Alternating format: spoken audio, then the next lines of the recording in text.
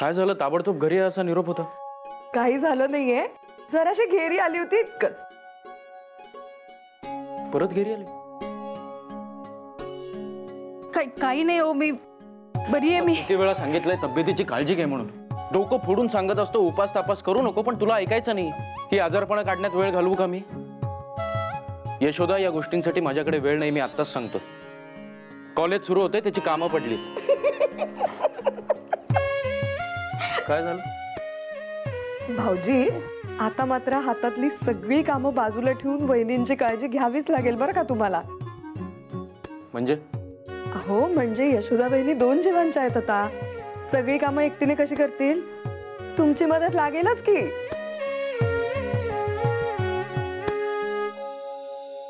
वहिनी, वहिनी, आई होणार आहात तुम्ही.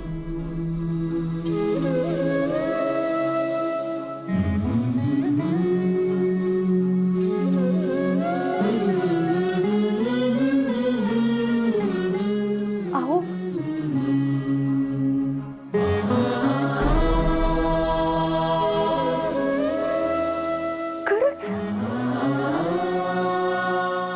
कसं शक्य आहे?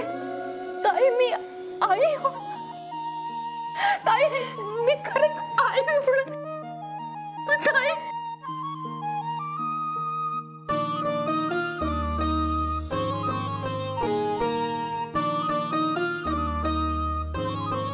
ज्या गोड बातमीची इतके दिवस वाट पाहत होतात वहिनी, ती आली अखेरीस तुमच्या भेटीला. ताई, हे कळलं कसं? पण घ्या आता. म्हणजे 2 बाळणपणं झाली माझी, आणि काकूंनी तर किती जणींची बाळणपणं केली त्याला काही गणतीच नाही. आम्हाला कळणार नाही होय? काकू, येऊया आपण आता. कसं आहे, तुम्हाला आत्ता काही लागलं तर तुमचा हक्काचा माणूस आहे की तुमच्या सोबत. डोळे पुसा आता, पुरे झालं रडणं. चला काकू.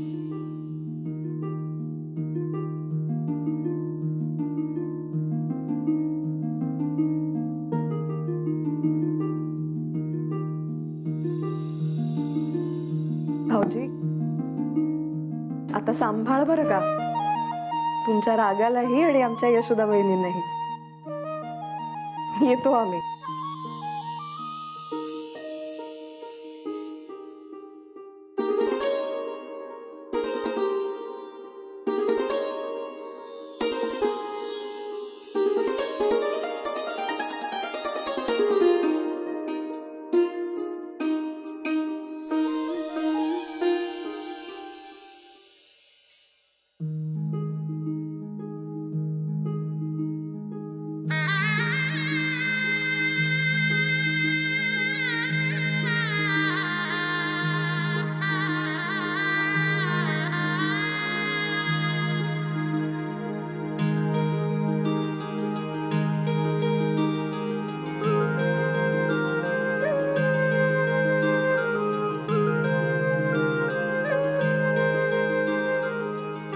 चला ग मुलीनो, सुरुवात करा.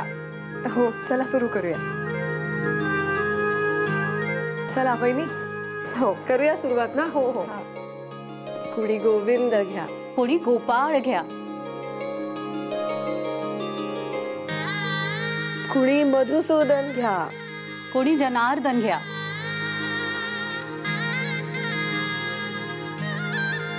कुणी बाळकृष्ण घ्या, कोणी वासुदेव घ्या. चला या आता.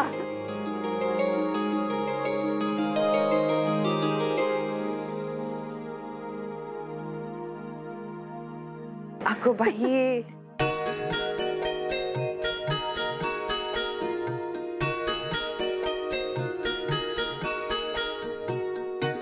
वहिनी सांगायचं ना नाव.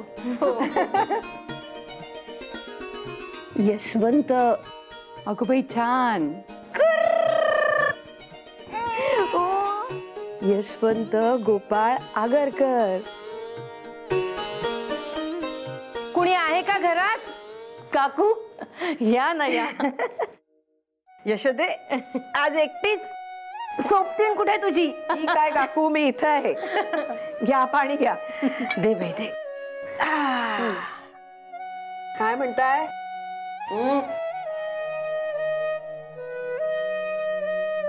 घरातलं गोकुळ कुठे आहे? यशवंत आणि विश्वनाथ आत्ताच खेळले आणि दोघं शेजारी शेजारी झोपलेत. हो का? हे घे, आले पाक केला होता, पोरांसाठी घेऊन आले.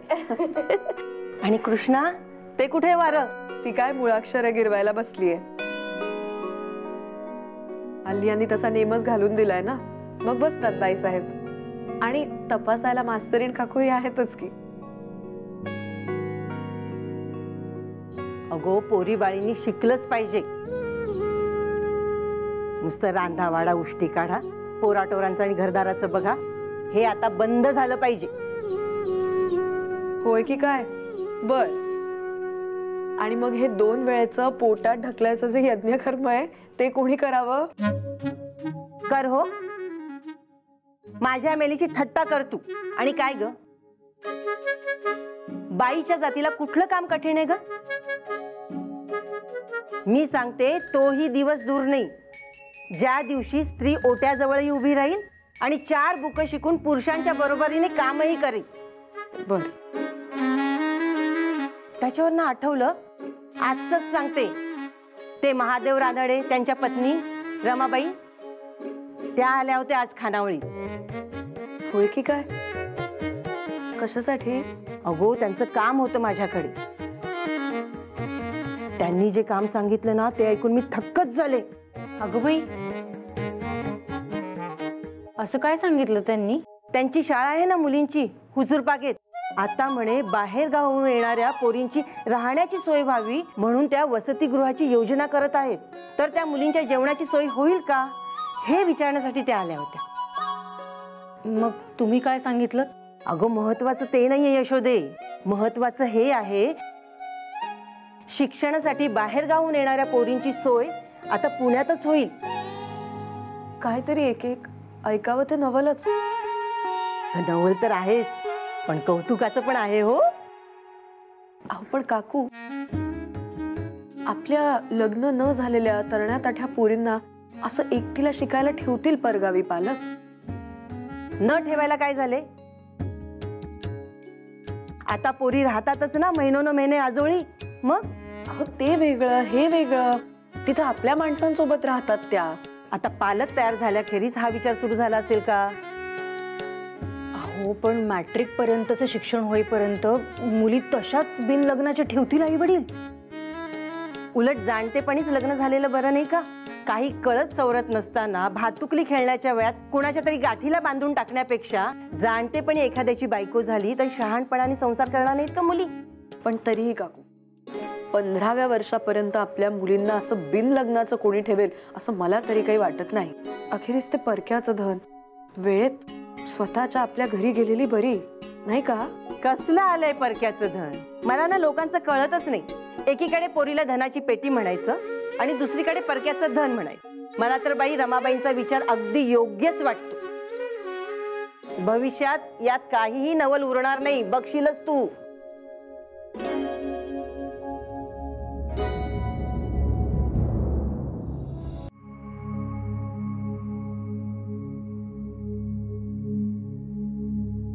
अहो ऐकलं का?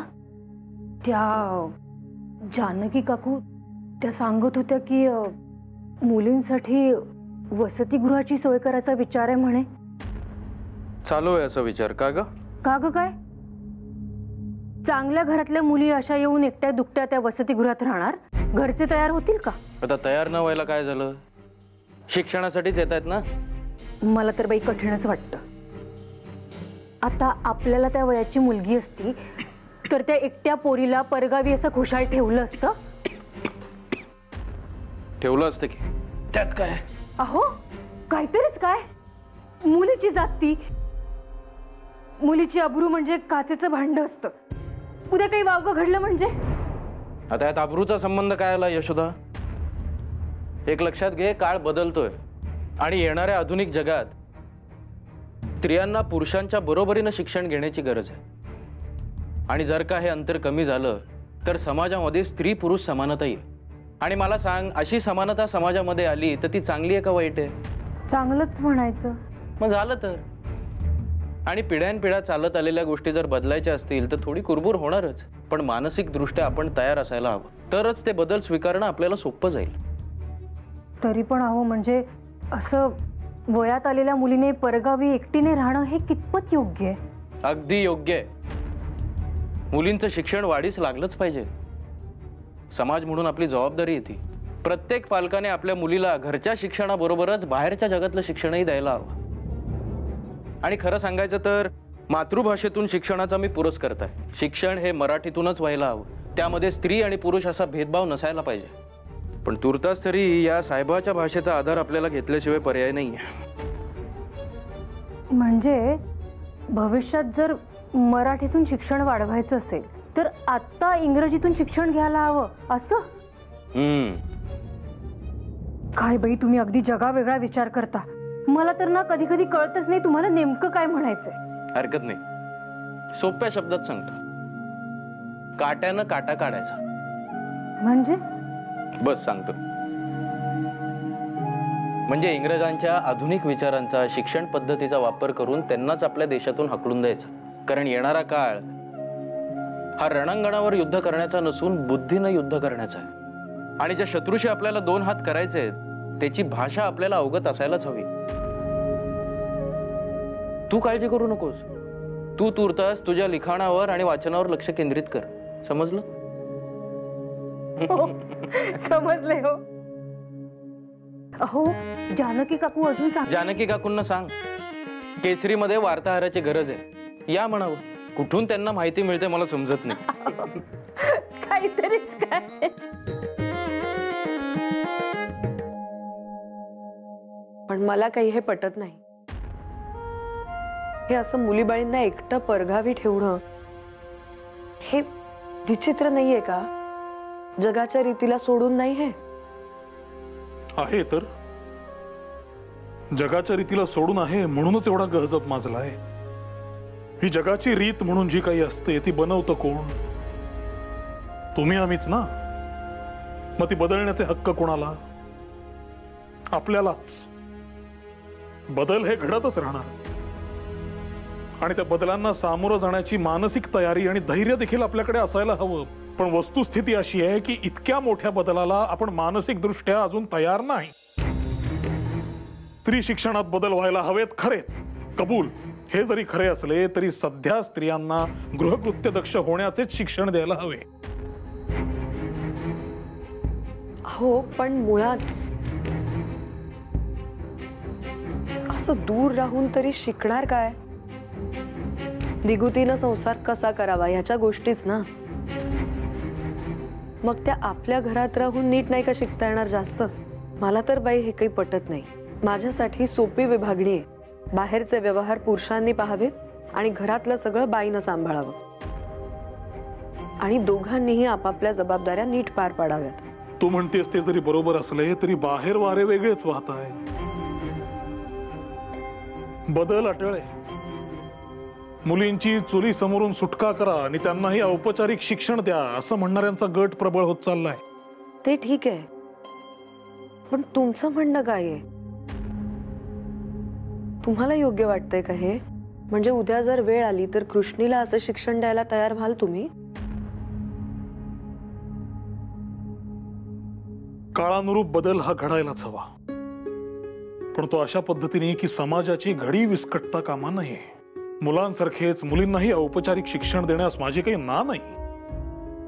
उद्या वेळ पडली तर बाप म्हणून कृष्णीला सुद्धा मी हे असे शिक्षण देईन. नवा समाज घडवायला तर हवाच, पण त्यासाठी बदल हे चारही दिशांनी व्हायला हवे. कुठला बदल आधी व्हावा आणि कुठला नंतर याचे भान असणे आवश्यक आहे. आधी देश या गुलामगिरीतून मुक्त व्हावा, बाकीचे पुढचे पुढे बघता येईल. स्त्री शिक्षणातला हा बदल आत्ता तरी आवश्यक वाटत नाही. काकू कधी सुरू होणार सोहळा? अगं बाळा आता लवकर सुरू होणार हा. ती ताई आहे ना, तिला त्या सजवलेल्या मखरात बसवणार, जय जय बाप्पा करणार आणि मग तिथे तू खाऊ दिसतोय, तू आपण खायचं आणि घरी जायचं. हा जय जय बाप्पा का करणार? अगं तिचा न्हाणवलीचा कार्यक्रम आहे ना, म्हणून. नाणावलीचा कार्यक्रम म्हणजे? तू शांतपणे समोर बघ बरं, आता सुरू होईल सोहळा. ती बघ, ती ताई आली बघ ती.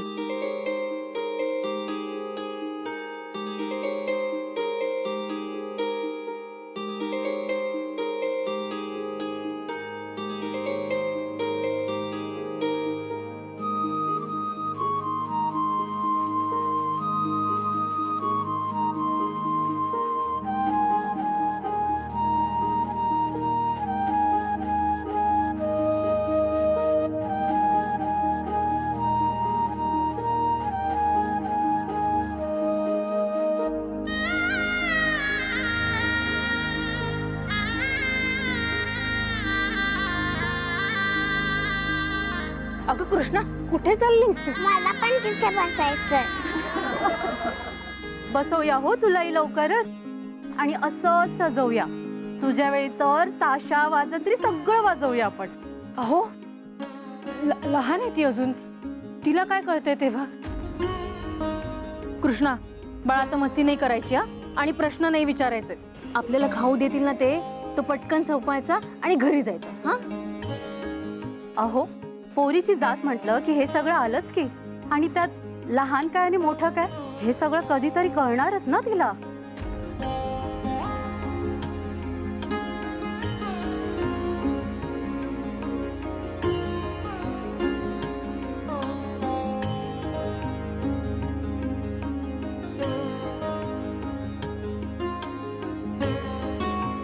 मला पण असं करतील तेव्हा मला पण या ताईसारख्या बांगड्या भरतील ना? मला या बांगड्या खूप आवडल्या. कृष्णा, तुला आता काय सांगितलं मी? कृष्णा, काकून जवळ थांबा, मी ताईला जय जय बाप्पा करून आले. तिला जरा सांभाळा.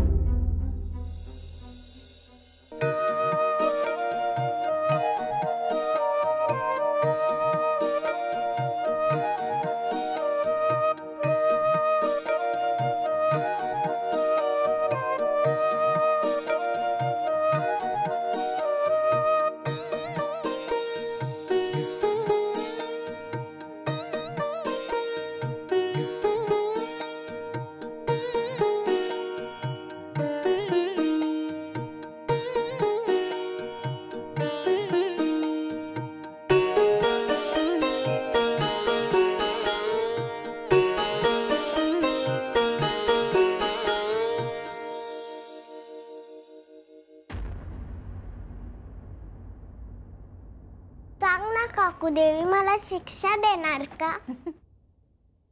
नाही ग बाळा, काही देवी तुला शिक्षा वगैरे करणार नाही. मग ती ताई देवी कशी झाली? काकू, मी पण अशीच देवी होणार? सांग ना काकू, मी का व्हायचं देवी? कृष्णा, वेळ आली की सांगे ना तुला. नाही, सांग मला काकू, आत्ताच सांग. अगं हे बघ, त्या ताईला की नाही न्हाण आलं होतं, म्हणून तिची पूजा केली. न्हाण म्हणजे काय? आणि ते काय येतं?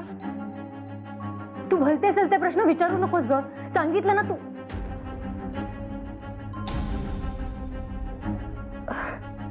कृष्णा बाळा, तू जा बरं, हातपाय धुवून घे, आणि हातपाय धुवून आल्यावर आपल्याला मुळाक्षर गिरवायचे आहेत बरं का. जा पळ. नाही, तू आत्ताच सांग. बरं बाई, हातपाय धुवून झाले ना तुझे की सांगते. हा जा पळ आता.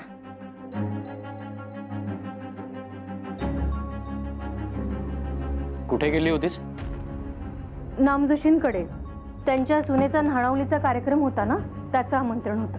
अहो कृष्णा ऐकेच ना, हट्टच धरायला लागली. मग ताई म्हणाला तिलाही घेऊन जा. म्हणून त्या एवढूशा पोरीला या अशा वेडगळ कार्यक्रमाला घेऊन गेलीस का?